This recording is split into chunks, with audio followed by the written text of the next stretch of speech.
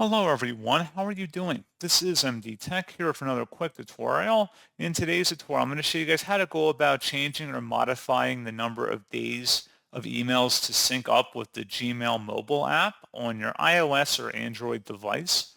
So this should hopefully be a pretty straightforward process here, guys. And without further ado, let's go ahead and jump right into it. All you have to do is select the hamburger icon in the top left corner of the Gmail app. And then you want to go down and select the settings button. Go ahead and select your email, scroll down, and then where it says underneath days of mail to sync, go ahead and click inside of here.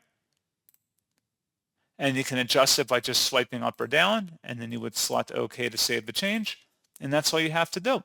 So pretty straightforward process, guys. And as always, thank you for watching. I do hope that I was able to help you out, and I do look forward to catching you all in the next tutorial. Goodbye.